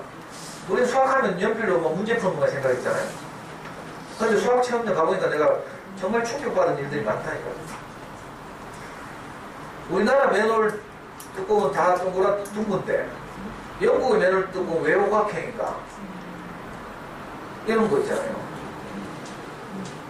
그런 거 수학 체험장 가니까 진짜 딱 만들어놨대요. 보니까 이거 뭐 옛날에 뭐 제가 자주 이야기했죠. 영국의 면을 뚜껑 오각형이야. 오각형인데도 밑에 면을 뚜껑이 밑으로 안 빠진다니까. 삼각형은 어떻게 되는지 알아요? 지금 저기다 면을 뚜껑이 밑으로 떨어져. 그럼 사람들, 술 취한 사람들 지나가다 빠지죠. 근데 오각형은 정오각형 하면 절대로 안 빠져요. 왜? 중심으로부터의 지름이, 반지름이 항상 일정하기 때문에 그렇죠. 이런 걸 수학적으로 이제 그대로 면을 뚜껑 만들어서 보여주고 돌려보고 이렇게 하면서 애들이 직관적으로 알아가는 거죠. 이런 애들 진짜 많아요. 자, 제곱이라는 말이 무엇인가? 나는 금융공학 이런 거 몰랐어요. 제곱의 의미가 몰랐어. 그냥 외운 거지. 제곱. 가로 곱하기 세로 해가지고 제곱. 피타고라스의 정리. C의 제곱은 A제곱 플러스 B제곱이다. 이런 거, 여러분들은 알았겠지만, 저는 검정고시이기 때문에 진짜 기초도 그걸 몰랐어요. 무조건 어렵다니까? 근데 수학시험에 딱 가보니까, 직각삼각형을 딱 만들어 놓고, 아크릴로. 거기다가, 직각삼각의 각 변에다가, 그 변들을 변으로 하는 정사각형을 다 만들었어요, 아크릴로. 그리고 거기다가, 모래를 다 집어넣었다. 그래가지고요, C제곱, 그러니까 직각삼각형의 빗변이죠. 빗변에 있는 빗변에 붙어있는 정사각형 모래를 딱 돌려가지고, 직각을 끼고 있는 다른 두 변에 붙어있는 정사각형, 작은 정사각형들에게 모래를 딱 붓는다니까. 그러면 그 모래들이 싹 내려가가지고, 딱 맞아요. 지금 제가 하는 말이 그려져요? 직각삼각형 생각나? 직각삼각의 각 변을 한 변을 하는 정사각형이 옆에 붙어 있다는 그림 그려져요? 그걸 딱 기둥을 딱 세워가지고 그림 만들어 놨다니까요? 그 이걸 딱 돌리는 거라. 그러면 다시 작은 정사각형 두 개에 들어있던 모래가 큰 정사각형 안으로 쏙 들어간다. 딱 맞아. 아, 제곱이라는 말이 이런 거구나. 넓이구나, 넓이. 나 그때 처음 알았어요. 수학 시험에 우리 애들 가가지고. 뭐 이것뿐만이 아니죠. 엄청난 거 많아요. 애들 어릴 때 엄마들 막 쉽게 가르친다고 생각 빠지죠. 시간 가르친다고. 그게 얼마나 어려운지 알아요? 지금 우리나라 수학교육 책에는 17법 있어요. 17법. 시간은 60집법이에요. 진짜 어렵다니까. 근데 엄마는 뭐 시간 모른다고 주고받고 막 맨날 훈련시키고 막 진법에 대한 이해가 있으면 그냥 그런 밖에 없죠. 수학시험에 가보면요, 진법에 대해서 딱 어떤 이 장난감, 나무가도 쌓기나 뭐 이런 걸 가지고 이진법부터 시작해서 또 가봐야 하는데. 그리고 세 번째 문제가 뭐냐면 객관적으로 이제 다른 나라와 비교해서 우리나라 아이들 수학 성적은 좋아요. 수학 인재들이 많아. 그런데 수학 공부를 왜 해야 하는지에 대한 동기가 낮죠. 그래가지고 대부분 애들은 수학 공부를 하기 싫어하고요. 왜 하는지 모르고. 또 입시 이후에는 수학 공부가 거의 끊어지고 있어요. 근데 사실은 알고 보면 우리 주변의 삶이 대부분 수학이죠, 수학. 그래서 이 2012년도에 발표한 이 수학교육 선진화 방안에서 이런 문제들에 대한 대안으로 이제 교과서도 새로 만들고 뭐저쩌고 저쩌고 앞으로 평가 문제도 어떤 방향으로 가겠다는 거죠. 그래서 자, 세 가지를 대책으로 내놨어요. 이 교육 선진화 방안에서. 생각하는 힘을 키우는 수학 교육. 제가 지난주에 수학 교육 목표가 뭐라고요? 수학 공부가 원래 생각하는 힘을 키우는 거라고. 중간고사에 했죠. 우리 동서 아이보다 잘하기. 예를 들면 옆라인 엄마 애보다 잘하기 뭐 이런 게 아니고 옆라인 애가 찌라하거나 말거나 우리 애의 생각하는 힘이 잘하는 거. 이게 목표가 돼야 되죠. 이게 이제 제대로 된 목표가 되면 상당 부분 내가 먹구름하에서 해방돼요. 자녀교육에 있어서도 영향을 미친다 했죠. 어떤 것들이. 그러니까 생각하는 힘을 키운다. 이게 목표다, 원래. 이게 안 되면 고난감 진짜 고전해요. 그래서 저 작은 2번에 보면 교과서도 그죠? 바꾸고 앞으로 시험이나 평가도 이런 방향으로 바꾸겠다 이 말이에요. 주관식 서술형 그리고 뭐 이른바 소위 스토리텔링 수학이라고 하죠. 그러니까 실생활과 연계하고, 왜냐하면 스토리텔링이라는 게 뭔가 하면 실생활에서 일어나는 이야기를 말로, 문장으로 표현한다 이 말이잖아요. 그러니까 모든 단어를 그렇게 하진 않고 우선 앞에 수, 연산 이런 단어를 중심으로 스토리텔링 기법을 도입한 거죠. 새로운 교과서에서. 예를 들면요. 그 유명한 김홍도의 씨름이라는 그림이죠. 자, 문제를 이렇게 낸다는 거라 조선시대 와서 김홍도가 그린 씨름이라는 그림 속에 숨어있는 뭐 수학적 원리를 말해보시오. 이거죠. 답도 해놔죠, 답. 저 왼쪽 상단에 보면 8사람이 그려져 있고, 네? 오른쪽 상단에 5명. 중앙에 2명이 씨름하고 있고, 그죠? 반대쪽에 5명, 2명, 이렇게 있죠. 자, 어느 쪽으로는 합해봐도 합이 12가 되죠. 이런 거 봤어요? 이건 뭐라 해요? 중국말로. 그래, 마방진. 마방진이라는 말 모르죠? 웃음 나온 거니까 처음 듣네. 수학교육에서 아주 중요한 개념 중에 하나 마방진이라는 개념이에요. 그리고 또 엄마들 왜 애들하고 이거 퍼즐이나 이런 거 해보면 내 이름 왜 써놨죠? 자, 보통 대표적인 퍼즐 뭐 이런 거 있잖아요. 9칸을 그려놓고 1부터 9까지 써넣어가지고 어느 쪽으로 세 줄을 합해도 합이 같게 해보라. 이게 마방진이에요. 자, 이런데 어떻게 해요? 이게 지금 9칸이라서 그렇지 내가 칠판이 작아가지고 9칸을 썼는데 이게 25칸이라도 괜찮아요. 정방이랑. 그럼 다 할 수 있어요. 이 원리를 알면. 어떻게 하죠? 이렇게 해가지고 이런 거 알아요? 이렇게 한 다음에 차례대로 써놓으면 써놓을까? 집에 가서 안 해봐. 이래가지고 차례대로 이렇게 한가? 저도 이거 하도 오래돼가. 아닌데. 4, 5는 여기 쓰는 거 아닌가? 하여튼 이렇게 써놓으면요. 써놓은 다음에, 지우개.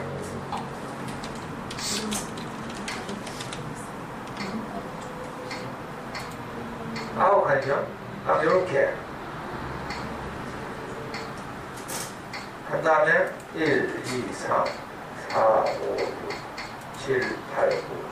자, 요렇게 써놓은 다음에 요거는 지금 사각형 바퀴잖아요. 바퀴니까 요거 반대편에 집어넣는 거야. 요거 바퀴죠? 요렇게 집어넣고 요렇게 자, 이제 요걸 지웁니다. 이걸 없다 하고 한번 합해봐요.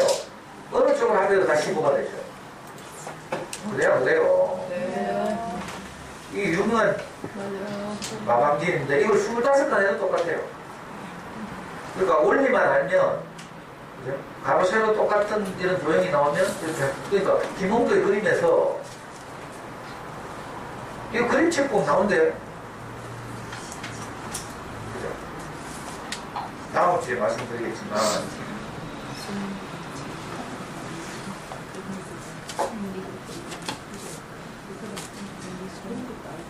그러니까 우리 아이들의 수학 공부가 생각하는 힘, 이런 거 사고력이라고 했죠. 아까 말한 대로 단원 통합형 사고력, 그리고 창의력, 이런 것들이 자라는 방향으로 수학 공부를 해야 되죠. 그러려면 수학 공부가 연필과 종이로만 하는 것이다 라는 생각으로부터 엄마들이 벗어나서, 배정수 교수가 말한, 배정수 교수는 저보다 더 별나가지고 엄마들 학교 농장에 모아가지고 강의를 하더라고. 방송 보니까 학교 농장에 모아가지고 100제곱미터를 그 아이들로 하여금 인식시키게 하기 위해서 배정수 교수가 엄마들한테 스티로폼을 전부 가로 세로 1m씩 잘라오겠죠. 100명의 엄마한테. 그 스티로폼을 가로 세로 1m짜리, 1제곱미터짜리 스티로폼을 집집마다 하나씩 들고 농장에 모이는 거야, 학교 농장에. 그래가지고 그 100개를 다 합해놓고 애들한테 보여주는 거죠. 100제곱미터의 실제 크기. 그래야 뭐 감이 오지. 우리 1리터, 요즘은 뭐 PT병도 있고 이래가지고 리터 개념이 생겼지만 옛날에 PT병 없었어요. 그러니까 1리터, 뭐 10데시리터 이 말이 무슨 말인지 몰라. 어느 정도 크기인지 전혀 모르죠. 그러니까 부채물을 가지고 사실은 수학이라는 것은 이 구체적인 것을 추상화시키는 작업, 이게 수학이거든요. 그러니까 이런 논의들 많이 해야 돼요. 그 수학 교육의 개정 방향은 좀 늦은 거 아닙니까? 그러니까 우리 비록 처음 동네 살지만 달 쓰고 살면서 뭐 이제 별나무 갈 게 아니고 이 방향을 읽고 우리 아이도 그렇게 가야 나중에 우리 사회가 요구하는 그런 이제 능력을 갖출 수도 있고요. 그러니까 맞아 뭐 스토리텔링 하면 또 학원 스토리텔링부터 학원만 찾아야 됩니다. 뭐 그런 있는 줄 알고 학원도 뭐 전부 스토리텔링 하니까 전부 스토리텔링인데 평소에는 뭐 스토리 하나도 관심 없던 그림책에 관심 하나도 없는 학원들도 다 스토리텔링입니다. 제 이야기 잘 들었대요. 제가 이명박 정부에서 니트 도입할 때 말을 했어요. 3, 4년 전에. 제가 분명히 안 될 거라 했죠. 근데 학원들 전부 니트 대비 저거 다 차에 붙이고 다녔어요. 결국은 니트가 무용지물이 됐죠. 저도 비록 달서구 상인동 청구에 살지만 우리의 수능 공부하려면요 진짜로 교육과정 평가 홈페이지 들어가가지고 수능 출제 지침 100몇 페이지짜리를 제가 다 읽었다니까. 읽고 수능 공부를 이렇게 준비해야 되는구나 감을 얻는 거죠. 대체로 있는 학원 선생님들은 자기 과목만 읽어. 그 메가스터디 예를 들면 김기경 선생이라고 칩시다. 그럼 지는 영어 출제 지침만 읽은 거지. 저는요 모든 지침 다 읽어. 학부모니까. 그래서 이제 교과서도 이제 쉽게 이해하고 재밌게 배우게 만든다는 거예요. 지금 이제 원래 3, 4학년까지 나왔어요. 뭐 크게 달라진 건 아니고 조금 바뀌고 편제도 지난번에는 지난 수학 교과서는 6 단원을 전부 나누면 장르를 나누면 그 6개의 분류죠. 수, 연산, 측정, 도형, 통계인가 하고 규칙성과 문제 이렇게 6개가 크게 나눴다면 이런 교과서들은 수와 연산을 하나 묶었죠. 그래서 크게 5개의 분류.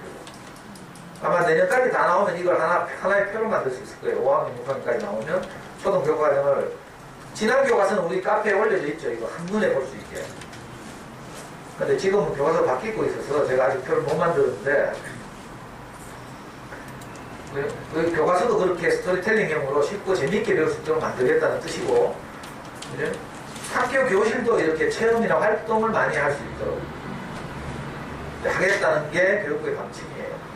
나머지 세 번째는 뭐 몰라도 되는 방침이고 그러니까 자 우리 엄마들도 아이들과 함께 수학 공부를 돕는 데 있어서 관점을 이렇게 바꿔야 되죠. 원래 처음 오신 분들은 청주생이 잘 모를 텐데 그렇게 오래 오신 분들 다 알죠. 그래서 특히 저학년 시절에는 뭘 해야 되는가 하면 장난감 많이 가지고 가요. 유아기 때 뭐예요? 소마큐브 아니다 탱그램 이런 거 7교 중국말로 7교 서양말로 탱그램 7쪽하고 나머지 그거 있죠. 그런 거 많이 가지고 놀죠. 더 어릴 때는 색종이죠. 색종전기 이게 수학에 진짜 중요한 영향을 미친다니까. 색종 연기를 잘해야 나중에 중학교 2학년 가서 도형, 닮은 뭐 합동, 대칭 이런 걸 할 때 아주 도움이 돼요. 창의적인 보조선 끊고 뭐 각을 구하고 이러려면 어릴 때 색종 연기 많이 해봐야 돼요. 미로 찾기 이런 것도 많이 해야 돼요. 그러니까 뭐 문제 풀고 더 쌤뺄셈하고 이게 수학이 아니잖아요. 요 내가 생략했지만 앞으로 교육부의 방침을 보면요. 앞으로 중요시험에서는 계산기를 다 들고 들어갈 수 있어요. 서양에서는 원래 SAT 칠 때 많은가 하면 계산기를 들고 들어가죠. 왜냐하면 계산 때문에 그 예능을 낭비하면 안 되잖아. 좋은 계산이 많은데. 왜 공대나 이런 데 가면 시험 칠 때 계산기 들고 들어가요. 저는 공학님 계산. 우리 애도 경영학과도 직접 그런 관리 시험 칠 때 공학님 계산기 들고 들어간다니까. 계산 가지고 뭐 지지라니 뭐 지찰라니 그렇게 하면 안 되죠. 그러니까 계산이 너무 막 엄마들 막 목숨 걸고 막 열심히 하고 빨리 하려고 막 하고 심지어는 시계 들고 초대고 막 무하에 강박거리는 강박 불안장애 강박장애 그런 거 하지 말고 재밌게 노는 것 그냥 이런 걸 중심으로 해야 돼. 뭐 다음 시간쯤 되면 이제 재밌게 노는 교구들 가지고 어떻게 놀까 이런 말씀 드릴 텐데 그리고 스토리텔링 한다고 막 하고 뭐 스토리텔링 하고 보내는 게 아니고 어디에 스토리텔링이 잘 되어 있겠어요? 수학 관련 그림책 잠순에 내가 오늘 책 한 것 같다. 그래. 잠순에 애들 소문나 수학 공부부 뒤에 보면요. 이 잠순에 있잖아요. 추천 수학 관련 추천 책 하면서 사실은 국내에서 나오는 모든 책을 다 적어놨어요. 이게 추천이에요, 추천. 모른다는 뜻이지. 잠순의 책벌레라는 프로그램이 있거든요. 자, 잠순의 회원 내가 우리 아이가 읽은 책을 기입하는 거라. 책나무 캐가지고. 거기다 기입하면 그 프로그램이 이걸 전부 취합하는 거죠. 그러면 잠순의 회원들이 얼마예요? 거기 책에 대해 잘 아는 사람, 모르는 사람 다 있겠죠. 그러니까 단행본 좋아하는 사람, 전집 좋아하는 사람 다 있어요. 그런 사람들이 다 책 막 써올린다니까? 애들은요, 칭찬받으려고 지금 안 읽은 책도 막 써넣어. 여기 다 들어오는 거지. 이게 말이 추천책이에요. 여기 있는 수학 책들 어떻게 다 읽겠어, 수학 그렇지. 그래서 이것도 선별이 돼요, 선별. 저도 뭐 다 읽은 건 아니지만, 나중에 다다음 시간쯤 돼가지고, 아이들이 학년에 맞게 꼭 이렇게 함께 했으면 좋을, 그죠? 수학 그림책부터 시작해서, 초등학교 한 2, 3학년까지는 수학 그림책 가지고 아주 재밌게 놀았대요. 제가 늘 강조한 그 한림출판사에서 나온 놀이수학, 개념수학 하나 또 뭐더라? 있죠. 안노 미스마사가 쓴 놀이수학, 개념수학, 원리수학인가? 논리수학. 이 세 권의 그림책만 가지고도 초등학교 2학년, 3학년까지 수학 개념들을 가지고 떡을 치고 놀아요. 재밌게 놀 수 있고. 필요하면 거기에 교구를 장난감들 더해서 아이들과 함께 놀고 이러면 아주 쉽고 재밌게 아이들이 수학을 접할 수 있는데 대부분 엄마들이 어떻게 한다면 그럴 때 연산 뭐 물론 초등학교 저학년인데 수가 다지만 근데 그 연산을 너무 기계적으로 빨리 하게 하고 하느라고 애들이 아직 그 인지능력이 그만큼 발달하지 않은 아이들한테도 똑같은 평균을 요구하니까 애들한테 부하가 맞아요. 그래서 이번 수학 수학교육 성질화 방안에서는 교과서를 그렇게 한다 했죠. 1, 2학년 군, 3, 4학년 군 이렇게 해서 같은 2학년이라도 발육이 좀 늦은 나이가 있어요. 머리가 나쁜 게 아니고 발육이 늦은 거지. 대체로 2월생이나 뭐 그게 12월생이면 자 이런 경우에 좀 기다려줘야 되죠. 삐아지 여사가 말한 대로 뭐지? 정서적인 발달, 인지형의 발달, 행동형의 발달이 고루 자라야 하잖아요. 근데 아직 아이들이 아직 몸도 안 따라오고 두뇌도 충분히 발달하지 않고 이런데 똑같은 내용을 가지고 애들한테 주입하면 어떤 아이는 그걸 수월하게 소화하지만 어떤 아이들은 좀 부담스럽거든요. 그러면 앞으로 잘할 수 있는 애도 미리 너무 부담이 가해지면 자신감을 잃고 이러죠. 그래서 1, 2학년 군 여기 묶은 거예요, 사실. 사실은 통합교과제를 해야 되죠. 정말 아이의 그 발육을 고려하고 이러면. 근데 이걸 제도적으로 그렇게 하기 참 어려우니까 우리가 집에서라도 지혜롭게 우리 아이가 몸은 3학년이라도 인지 영역의 수준은 1학년쯤이다. 그럼 1학년 수준에 맞게 이렇게 커리큘럼을 짜서 차근차근 발달시켜 나가면 돼요. 그러면 아이들이 발육이 성장하고 이러면 어느 시점 지나면 금방 따라잡는다니까.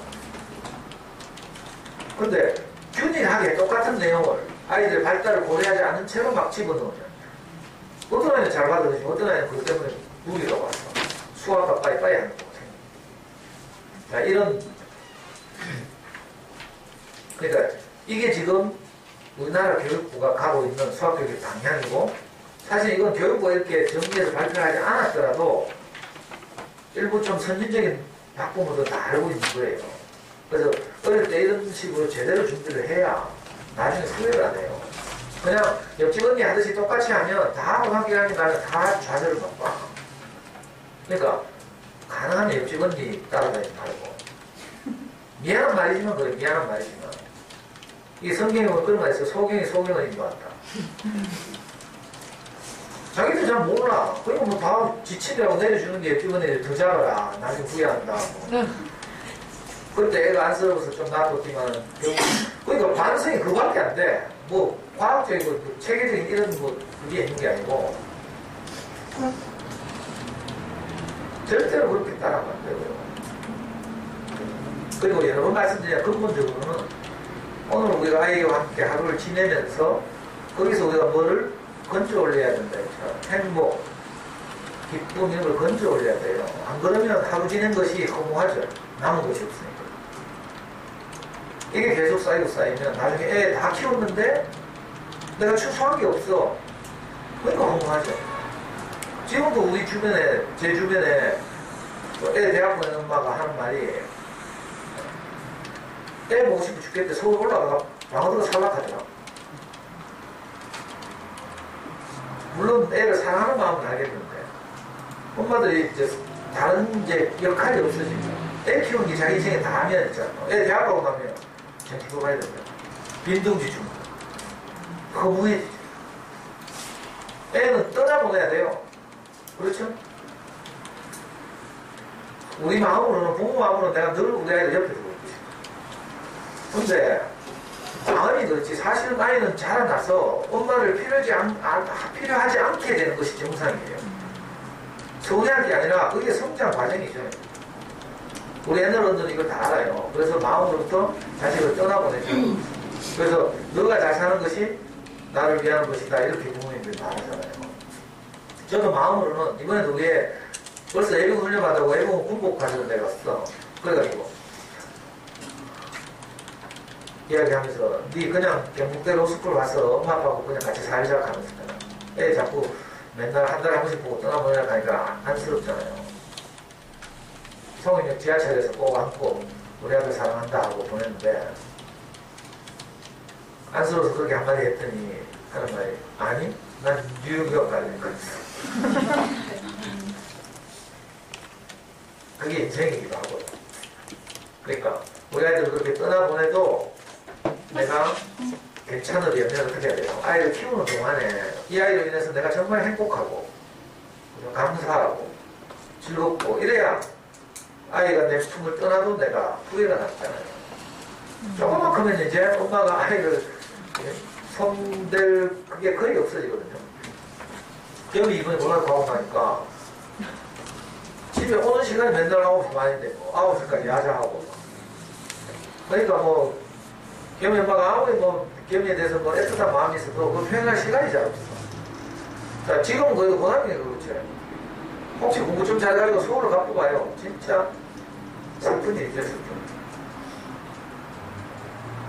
그런 날이 오기 전에 우리가 더 많이 사랑하고, 산다는 것은 사랑하는 것이고, 사업도 뭐 성취도 아니고 경영도 아니고, 우리가 죽을 때가 되면 가장 후회하는 것이 뭐예요? 내가 가장 소중한 사람들을 충분히 사랑하지 못한 것. 이것만 후회가 된다니까. 이건 제 인생의 스승이 경험해보고 쓴 시예요, 사실. 옛날에 조직검사를 받았거든요, 우리 목사님이. 무슨 암인가 싶어가지고. 조직검사를 받으면서 우리 목사님 간이 좀 적어. 그래가지고 조직검사 결과가 발표된 어느 날 아침, 월요일날 아침에 새벽에 일어나가지고 잠이 깼어. 자, 과연 암인지 아닌지 오늘 이제 경대병 가서 발표가 된 거야. 그러니까 목사님 자기 인생을 정리한 거예요. 그때 우리 목사님 50대 후반이었는데 내 나이다 내가. 어이구 그래요. 근데 그때 우리 목사님이 자기 인생을 쭉 이렇게 떠올려 보니까 자기 인생을 정리한 시가 그거예요. 산다는 것은 사랑하는 것이다.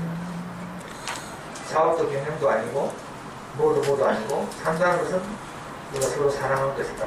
죽음이 우리를 부를 때 우리가 가장 아쉬운 것은 정말 소중하고 사랑하는 사람들을 더욱 더 진하게 깊이 사랑하지 못한 거예요.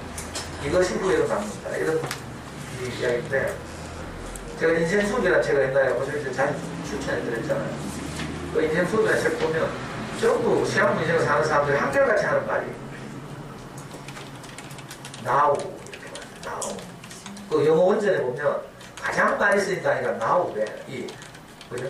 시험 인생을 암 선고나 이런 걸 받아가지고 사는 사람들이 이 임종중 작가 하버드의 유명한 그 교수한테 고백한 말이 내가 가장 하신 것이 now다.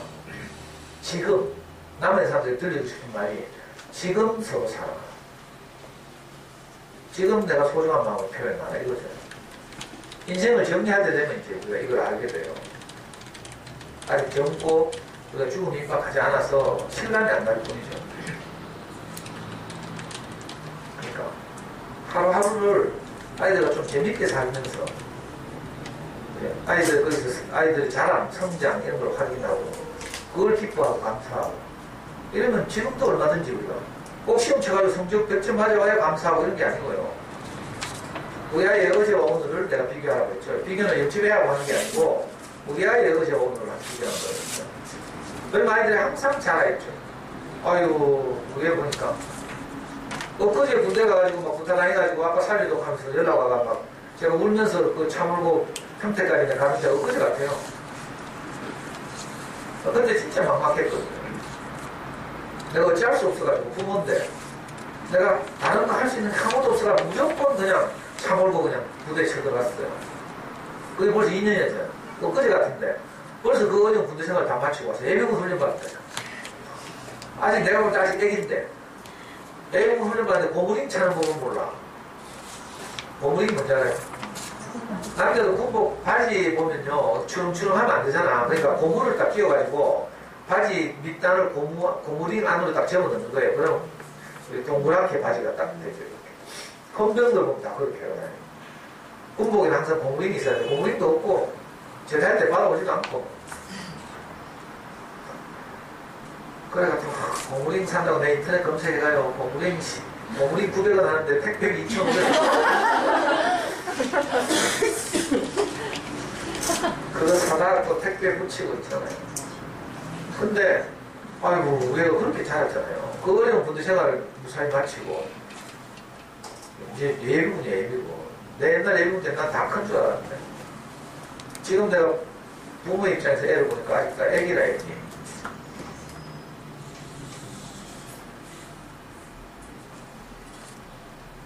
그래서 내가 항상 우리 애 뭐 카톡에서도 그렇고요.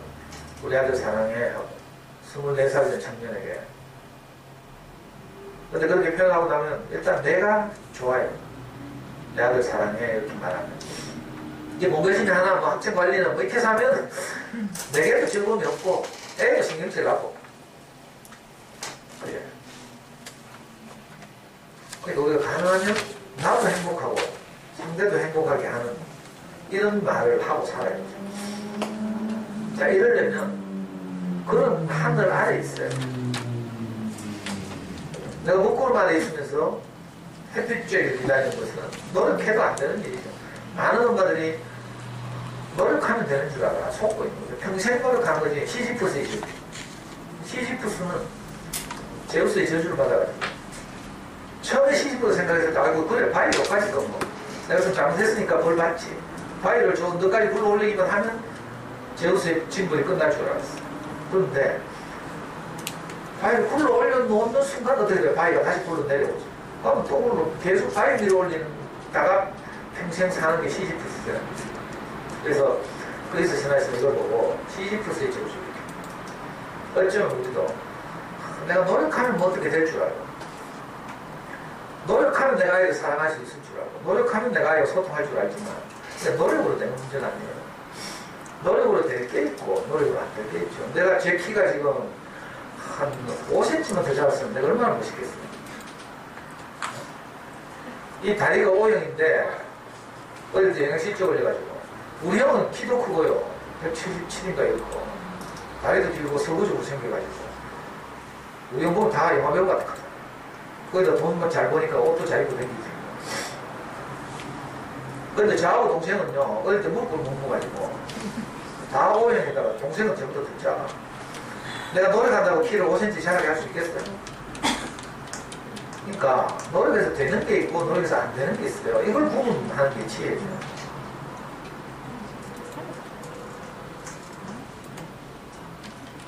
진짜 내가 오늘 중요한 말씀을 드렸어요.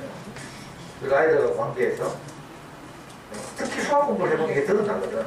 내 성질이. 중공이 몇 초만에 열리는지가 아이가 딱 문두고 수학 공부는 다 드러나요. 그렇다고 내가 내 뚜껑 열리는 게 싫어가지고 학원 보내면 되겠어요. 그걸 피하는 거지 또. 내 꼬라지를 알아야지 수학 공부 시키면서. 그리고 내게 지금 영향을 미친 것이 뭐 구름이었구나. 이렇게 소중한 아이를 내가 사랑할 수 없구나. 내게는 나올 것이 없구나. 이걸 빨리 알아야죠. 그래서 다른 하늘 아래로 하늘을 바꿨다.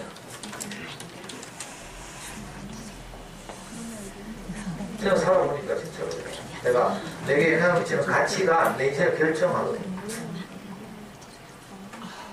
그러니까 자녀교육의 세계에서도 제일 걱정되는 내가 옆집 언니들 따라가요. 이웃 간에 내가 불화를 조성하면 안 되지만 그래도 왜 우리 애들 살려야 됩니까? 옆집 언니들 말 듣지 말고 오늘 하루를 내가 가능하면 아이의 마음을 기쁘게 하고 나도 기쁨 이런 말을 해보고 마음을 표현해보고 그럼 진짜 행복해요. 오늘은 이제 뭐 수학교육과 관련해서는 이 교육부의 입장, 교육정책의 흐름, 또 수학교과가 어떻게 개편되고 있는지 그래서 우리가 이게 몇 돼요? 왜 지원서가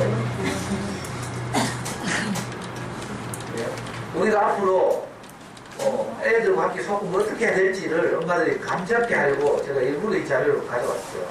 자, 여기에 기초해서 이제 수학 그림책도 있고 또 5학년 아이들은 그림책이 아니라도 수학 관련 책들도 읽고 그런 교구나 장난감들 가지고 놀면서 생각하는 힘을 자라게 하는 적절한 교재를 잘 택해서 또 수학 공부도 하고 이런 그건 전체적인 프로그램 짜는 거죠. 지금 엄마들은 오늘 울산에서 그 울산 때 만났다. 그 멀리서 기차 타고 와가 그래 뭐 좀 배워가고 싶은데 내가 뭐 요즘 말을 안 해주니까 그 엄마 너무 답답해 하더라고 첫날 보니까. 내가 미안해요. 뭔가 쪽집게 가서 노하우를 가르쳐줘야 되는데. 그래가지고 제가 다 준비하고 있어요. 보면 엄마들이 기대하는 것들. 그리고 지금 차례대로 하려고 지금 제가 다 수학 공부 기초는 어떻게 쌓는가, 수학 공부 습관은 어떻게 잡는가, 그죠? 이거 다 했어요. 그 다음에 생각하는 힘을 자라게 하려면 어떻게 하는가. 뭐 여름방학 수학 공부는 어떻게 할까 여기까지 다 해놨다니까. 그러니까 차례대로 그냥 참을성 있게 나오면 되는데 무슨 어디 뭐 쪽집기에 전보는 것도 아니고 막 한마디로 무슨 한마디로 내는 게 아니고 우리 의식의 그 혁명적 변화 이게 필요해요. 자, 다음 주에 뵙겠습니다. 감사합니다.